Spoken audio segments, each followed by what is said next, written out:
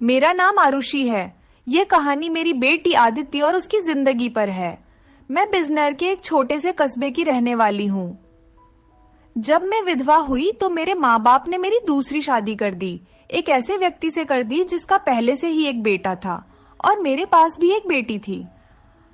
अब मेरा बेटा और बेटी एक ही कमरे में सोते थे, मगर सुबह उठते ही मेरी बेटी बेड की चादर दिन प्रतिदिन चेंज कर देती, फिर मुझसे छुप छुप कर पुरानी चादर धोती और खुद नहाने चली जाती। कई बार तो मेरी बेटी बेहोश भी हो जाया करती थी।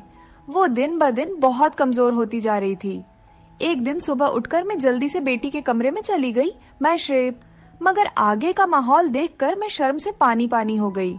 दिल से एक यही बात निकली कि भगवान ऐसा मंजर कभी किसी माँ को न दिखाए, क्योंकि वहां मेरी बेटी और बेटा आडिडे। अब कहानी पूरा सुनिए। मैं शादी के 2 साल बाद ही मैं विधवा हो गई थी।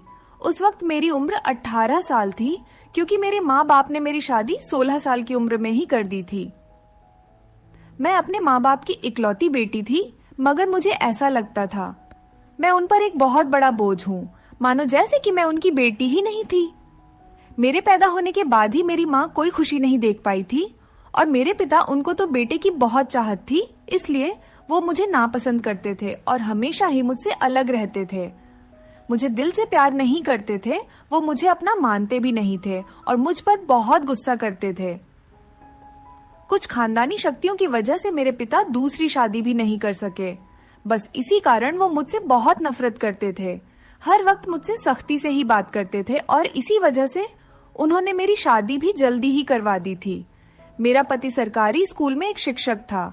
हमारी एक 3 साल की बेटी भी थी, मगर एक दिन विद्यालय से आते हुए रास्ते में उनका एक्सीडेंट हो गया और मौके पर ही उनकी मृत्यु हो गई। वो भी मेरा साथ छोड़ गए। वो दिन मेरे लिए किसी कयामत से कम नहीं था। मुझ पर तो परेशानियों के पहाड़ ही टूट पड़े थे। कुछ दिन गुजारने के बाद मेरे सास ससुर ने भी मुझे मेरे माँ बाप के घर भेज दिया।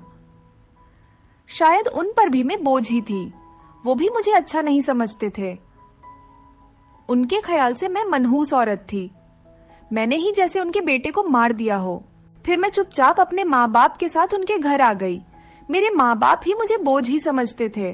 मैं अपनी बेटी को सीने से लगाकर अकेले अकेले बहुत रोती थी। फिर कुछ दिन बाद मेरे माँ बाप ने मेरी दूसरी शादी कर दी, एक ऐसे व्यक्ति से जिसका पहले से ही एक बेटा था और मेरे पास भी एक बेटी थी। हम दोनों एक जैसे थे, इसलिए हमारी शादी हो गई, वरना मेरे तो अच्छे रिश्ते भी नहीं आते थे। उसका बेटा मेरी बेटी से 1 साल छोटा था। उसके बेटे का नाम अभिषेक था और मेरी बेटी का नाम अदिति था। हम लोग साथ ही रहने लगे और वक्त इसी तरह गुजरने लगा।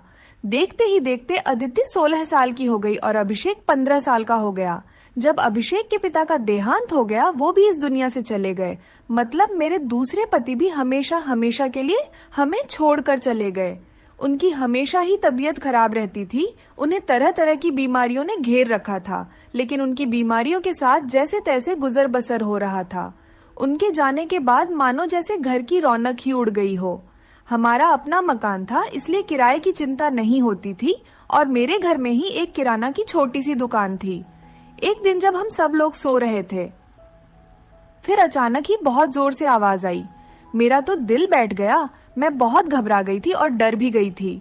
मैंने देखा कि आवाज तो अभिषेक के कमरे से आई है। मैं उसके कमरे की तरफ दौड़ी तो मैं देखते ही हैरान रह गई। कमरे की छत गिर गई थी। यह देखकर मैं घबरा गई। मुझे डर था कि कहीं अभिषेक तो इस छत के नीचे नहीं दब गया। जब मैं करीब गई और मैंने जाकर देखा तो अभिषेक वहां नहीं था। वो बाथरूम जाने के लिए उठा होगा, इसी वजह से उसकी जान बच गई, क्योंकि उसके कमरे की छत गिर गई थी। मैंने ईश्वर से धन्यवाद किया कि यह तो अच्छा हुआ कि अभिषेक को कोई चोट नहीं आई। अगर उसको कुछ हो जाता तो मैं उसके स्वर्गवासी पिता को क्या मुंह दिखाती। लेकिन अब हमारे पास इतने पैसे नहीं थे कि हम उस छत को दोबारा डलवा सकते। कमरे का तो कबाड़ा ही बन गया था। सारी छत गिर चुकी थी और हमने उसको उसके हाल पर ही छोड़ दिया। उसके बाद मैंने अपने लिए अपना बिस्तर रसोई में ही डाल दिया और कमरे में दोनों बच्चों को सोने के लिए कहा, क्योंकि बाहर तो बहुत ज्यादा सर्दी थी और बाहर कोई सो भी नहीं सकता था और कमरे में एक बेड और एक चारपाई ही थी। 2 लोग भी बहुत मुश्किल से सो पाते थे। अब वो दोनों एक ही कमरे में सोते थे, मजबूरी थी, क्या कर सकते हैं।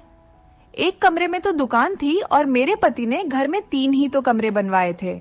यूं तो हम 3 लोगों के हिसाब से कमरे ठीक थे, लेकिन एक कमरा दुकान के लिए भी तो जरूरी था। अब मजबूरी थी, क्या कर सकते थे, गुजारा तो करना ही था। एक दिन मेरा बेटा बेटी के कमरे में सोया तो सुबह सुबह कुछ ऐसा हुआ कि मैं चकित रह गई। अभिषेक तो सवेरे उठकर नाश्ता करने भी बैठ गया था, जबकि अदिति अभी तक सो रही थी। वो तो इतनी देर तक नहीं सोती थी, लेकिन आज वो इतनी देर तक क्यों सो रही थी? उसकी आदत थी कि वो सुबह जल्दी उठ जाया करती थी। मैंने उसको आवाज भी दी तो वो उठ नहीं रही थी। थोड़ी देर के बाद मैंने उसके कमरे में जाकर उसको देखा तो पता चला कि वो बेहोश हो चुकी थी। मैं बुरी तरह से घबरा गई थी कि उसको क्या हो गया। मैंने फौरन ही अभिषेक को बोला कि पास के ही डॉक्टर को घर बुला लाओ। डॉक्टर घर पर आया तो डॉक्टर ने कहा कि यह बेहोश हो गई है, लड़की काफी कमजोर है, खून की भी कमी है, कोई भारी काम इससे मत करवाना, बस आराम ही करवाना, फल अच्छा खाना वगैरह खिलाइए, ठीक हो जाएगी। जब अदिति को होश आया तो मैं उसके पास गई और मैंने उससे पूछा कि तुम्हें क्या हो गया था। तो वो कहने लगी कि बस ऐसे ही बैठे बैठे मुझे चक्कर आने लगे थे और मैं बेहोश हो गई थी। मैंने अपनी बेटी को कहा कि तुम आराम करो, मैं तुम्हारे लिए नाश्ता बनाकर लाती हूँ। जब मैं नाश्ता लेकर आई और मैंने आकर देखा, वो अपने कमरे में नहीं थी और कमरे के बिस्तर पर चादर भी नहीं थी। मैंने बाहर जाकर उसको देखा तो वो उसी चादर को बैठकर धो रही थी। मैंने उससे पूछा, तुम ये चादर क्यों धो रही हो? तुम्हारी तो तबीयत ठीक नहीं है, डॉक्टर ने तुम्हें आराम करने के लिए कहा है। मैं उस पर बहुत चिल्लाई और कहा कि यहाँ से उठो, अपने कमरे में जाओ और नाश्ता करो, कुछ खाओ पियो, तभी तो ठीक हो जाओगी। उसने कहा, नहीं नहीं, मुझे ये चादर जरूर धोनी है, बिस्तर पर बिछाने के लिए। हमारे घर में एक ही तो चादर है। मैंने कहा कि अचानक से ये चादर धोने का भूत तुम्हारे सर पर क्यों सवार हो गया है? इतनी तो चादर गंदी नहीं थी जो तुम उसको धोने के लिए बैठ गई। छोड़ दो इसे, मैं खुद इस चादर को धो दूंगी, उठो। यहाँ से उसने मेरी बात नहीं मानी और चादर को छत पर सुखाने के लिए चली गई। उसके बाद ही उसने नाश्ता किया। फिर थोड़ी देर के लिए वो सो गई और अभिषेक भी काम पर जा चुका था। उसको सिर्फ मैंने हाई स्कूल तक ही पढ़ाई करवाई थी और वो एक कपड़े की दुकान पर काम करता था। वह बहुत ही मेहनती था। घर वाली दुकान तो मैं खुद ही चला लिया करती थी। वैसे भी उस दुकान में ज्यादातर बच्चे ही आते थे। दिन इसी तरह से गुजर गया। उस दिन अभिषेक ने मुझसे कहा, आज मैं खाना खाकर आया हूँ। वो देर से आया था और अदिति भी पहले से ही कमरे में सो चुकी थी। वो भी जाकर कमरे में सो गया। मैंने भी रसोई में अपनी चारपाई डाल रखी थी। जगह बदलने की वजह से मुझे नींद नहीं आ रही थी। मैं अपने पति को याद ही कर रही थी। दूसरा पति मेरा बहुत अच्छा था, मेरा बहुत ख्याल रखता था। उसने कभी भी मुझे पहली शादी का ताना नहीं दिया था और मेरी बेटी को वो हमेशा अपनी ही बेटी समझता था। और मैंने भी अभिषेक को कभी नहीं बताया था कि वो मेरा सौतेला बेटा है। उसने भी मुझसे अपने हिस्से का प्यार ले लिया था। वो मुझे सगी माँ से भी ज्यादा प्यार करता था और मेरा कहना भी मानता था। वो उस घर में अकेला ही मर्द था। वो हमारा इकलौता ही सहारा था, वरना हम 2 औरतें कहाँ जाती। काम भी अच्छे तरीके से कर रहा था। मैंने उसे कहा भी था कि वो आगे की पढ़ाई प्राइवेट पढ़ ले, क्योंकि अगर उसके पास कोई अच्छी डिग्री होगी तो नौकरी भी अच्छी मिल जाएगी। वो मेरी बात मान लेता था। सुबह सुबह फिर से कुछ ऐसा हुआ कि मैं हैरान रह गई। अदिति फिर से बेहोश हो चुकी थी और इस बार तो उसकी शक्ल देखकर लग रहा था जैसे उसके जिस्म का सारा खून ही खींच लिया गया हो। वो बिल्कुल पीली पड़ गई थी। फिर मैंने डॉक्टर को बुलवाया। डॉक्टर ने वही बात कही कि मैंने आराम करने को कहा था। इसको खाने में क्या खिलाया था आपने? मैंने उनको सारी बात बताई। मैंने कहा कि वही दाल सब्जी खिलाई थी और फल भी खिलाए थे। पूरा दिन कोई काम भी नहीं करवाया था। तो डॉक्टर ने कहा कि दोबारा से कैसे इतनी कमजोरी हो गई, आप इस बात को सीरियस लीजिए, नहीं तो आपकी बेटी की जान को खतरा हो सकता है। क्योंकि इस तरह से अचानक बेहोश हो जाना और कई घंटों तक बेहोश रहना कोई मामूली बात नहीं। डॉक्टर ने सख्ती से सारी बात बताई और कुछ देर बाद वो चले गए। फिर जब आदित्य होश आया तो मैंने उससे कहा कि तुमने फिर से अब कोई काम किया तो मुझसे बुरा कोई नहीं होगा। लेकिन थोड़ी देर बाद जब मैं उसके कमरे में दोबारा गई तो मैं यह देखकर हैरान हो गई कि वो क्या कर रही है। वो तो फिर से बेड की चादर को धो रही थी। इस बार मैं उसे दूर से देख रही थी, क्योंकि जो भी वो कर रही थी वह सब कुछ मामूली नहीं था। वो बेहोशी से उठकर चादर को धोना शुरू कर देती थी। यह सब क्या हो रहा था? वो ये सब क्यों कर रही थी? जब से मेरे बेटे ने उसके कमरे में सोना शुरू किया था, तभी से वो ऐसा कर रही थी, और बेहोश भी तभी से हो रही थी।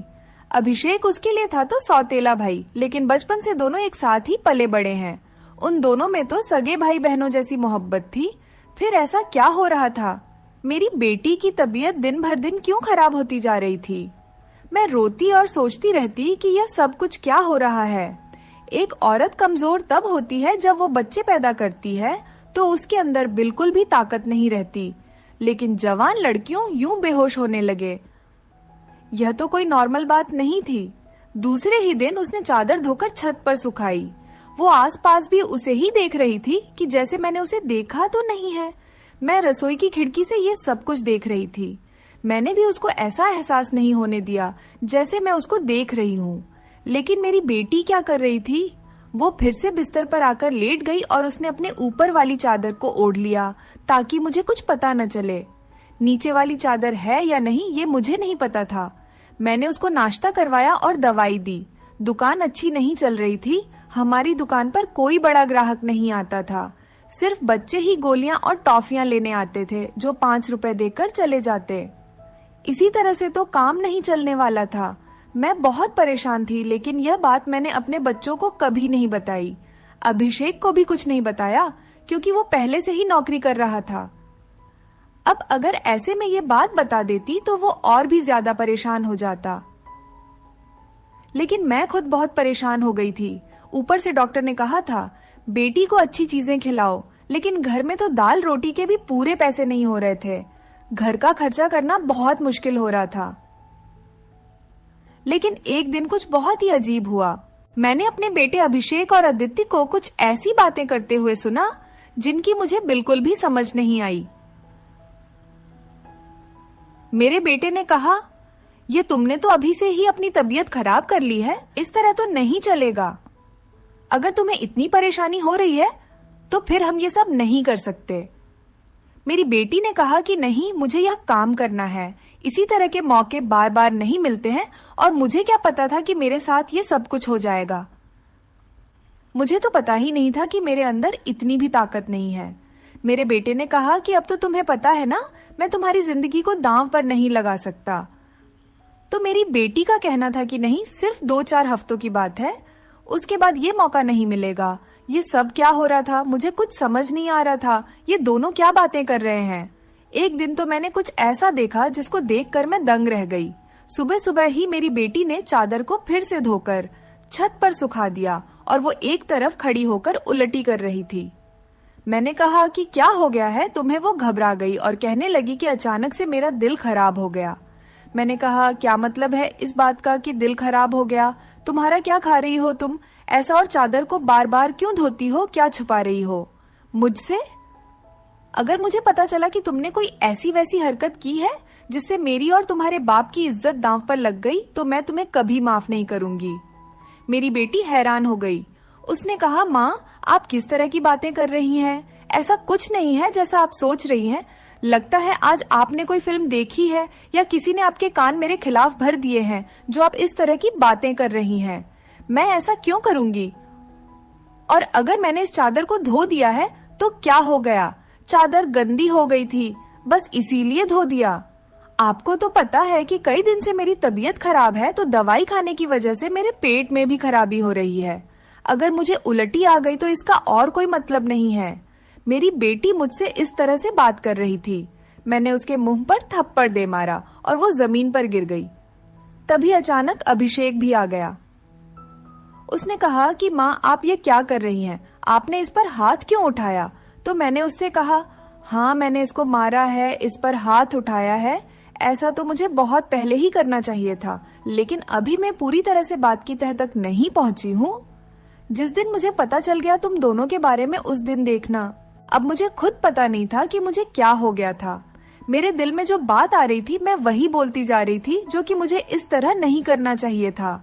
रात को अचानक मेरी आंख खुली और मैंने देखा कि मेरे बच्चों के कमरे की लाइट जल रही थी। उस वक्त वो क्या कर रहे थे?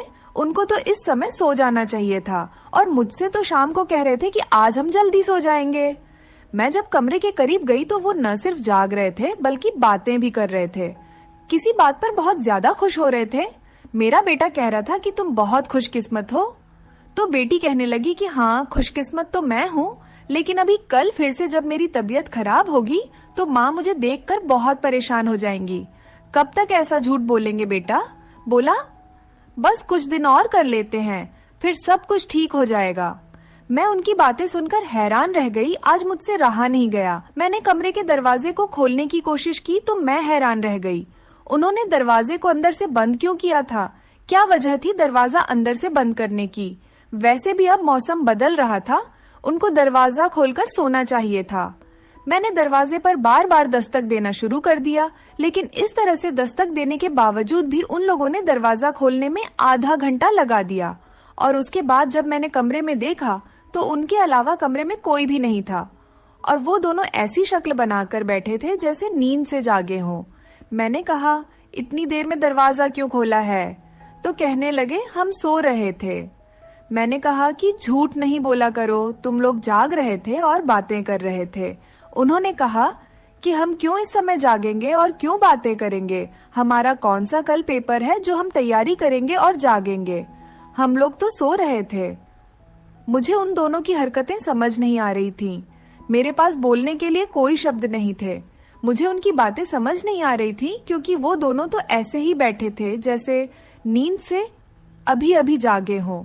उसके बाद मैंने उनको कुछ नहीं कहा और वहां से चली गई, लेकिन मैं सोचती थी कि कोई ना कोई गड़बड़ तो जरूर है। मैं ये देखकर हैरान रह गई। एक दिन मेरी बेटी के बाजू में नील के निशान भी थे। ये तो जख्म के निशान थे। मुझे समझ नहीं आ रही थी कि उसे क्या लगा था। मैंने उससे पूछा तो उसने कहा कि छुरी लगी है, लेकिन छुरी तो उंगली पर लगती है, बाजू पर नहीं। मेरी बेटी कोई ना कोई बात ऐसी है जो मुझसे छुपा रही थी। कभी बेहोश हो जाती थी, कभी उसके शरीर पर अजीब अजीब तरीके के निशान होते थे और कभी उठकर अपने बेड की चादर धोने लग जाती थी और मुझे कमरे में जाने नहीं देती थी। मेरा दिमाग जिस तरफ जा रहा था मैं वैसे ही सोचना नहीं चाहती थी। मेरी गलती थी। मैंने आग और पानी को क्यों एक साथ रखा? मुझे ऐसा नहीं करना चाहिए था। मैंने सोच लिया कि मुझे अब क्या करना है। जवान लड़का और लड़की को मुझे एक साथ एक ही कमरे में नहीं सोने देना चाहिए था। गलती तो मेरी ही थी। मुझे इन सब बातों का ध्यान रखना चाहिए था। अभिषेक था तो अदिति का सौतेला ही भाई। नियत बदलते देर नहीं लगती। जवानी की इस उम्र में बच्चे बुरी संगत में पड़ ही जाते हैं। सगा भाई तो सगा होता है और सौतेला भाई सौतेला। तो फिर मैं कैसे सौतेले भाई बहन को एक साथ एक ही कमरे में सुला रही थी? यह मेरी ही गलती थी। जब हम ही बच्चों पर ध्यान नहीं देंगे, परेशानियां तो पैदा ही होंगी। अच्छी बुरी बातों का ध्यान तो हमें ही रखना होता है। बच्चे तो नादान होते हैं और नादानी में ही बहुत सारी गलतियां कर बैठते हैं। जैसे जैसे विचार मेरे दिमाग में आ रहे थे, अगर ये सारे विचार सही हो गए तो फिर सारा का सारा कसूर मेरा ही होगा। मैंने अपने बेटे और बेटी पर नजर रखी थी। एक दिन मेरा बेटा बेटी को कोई चीज लाकर दे रहा था। मैं छुपकर उनकी बातें सुनने लगी। उसने कहा कि यह तुम्हारी दवाई है, इस परेशानी के लिए यह दवाई ले लो तो सब कुछ ठीक हो जाएगा। उसने मेरी बेटी को छुपाकर वो गोलियां दी। मैं परेशान हो गई कि ये किस चीज की गोलियां उसको दे रहा है। आखिर ऐसी क्या बात है जो परेशानी ये दोनों हल करना चाहते हैं और उसके बारे में मुझे नहीं पता। और ये दवाइयां कुछ अजीब सी क्यों लग रही थी? मेरी बेटी ने भी वो दवाइयां फौरन से पकड़ ली और उनको अपने दुपट्टे के पल्लू में छुपा लिया। बेटे ने कहा कि रात को सोने से पहले खा लेना, तो फिर अगले दिन तो बेहोश बिल्कुल भी नहीं होगी। और 2-3 दिन तक तो मेरी बेटी वाकई बेहोश नहीं हुई थी, लेकिन उसके बाद शायद उसकी वो गोलियां खत्म हो गई और एक दिन बाद फिर से मेरी बेटी बेहोश हो गई थी। मेरा बेटा भी घर पर नहीं था, इसलिए मैंने आज फायदा उठाने के बारे में सोचा। मैंने वो चादर बहुत ही होशियारी से बेटी के नीचे से खींच ली और उसको तरीके से तय करके अपने कमरे में ले आई। मुझे खोलकर देखना था कि इस पर ऐसा क्या लगा होता था जिसकी वजह से मेरी बेटी सुबह उठते ही उसे धोना शुरू कर देती थी और यहाँ तक कि अपनी बीमारी का भी ख्याल नहीं करती। जब मैंने चादर को खोलकर देखा तो पहले तो मुझे कुछ नजर नहीं आया, लेकिन जब मैंने ध्यान से देखा तो यह देखकर मैं हैरान रह गई कि उस चादर पर सफेद सफेद बाल थे और पूरी चादर बालों से भरी हुई थी। मुझे समझ नहीं आई ये किस चीज के बाल हैं, क्योंकि ये बाल बिल्कुल सफेद और छोटे छोटे बाल थे। मैं हैरान हो गई, लेकिन मुझे ये बात समझ नहीं आई। मैं सोचती रही कि ये सब कुछ क्या हो रहा है। मैं बेटे और बेटी की हरकतों पर नजर रख रही थी, इसलिए सारा कुछ अपने दिमाग में सोच रही थी, लेकिन मैं किसी नतीजे पर नहीं पहुंची थी।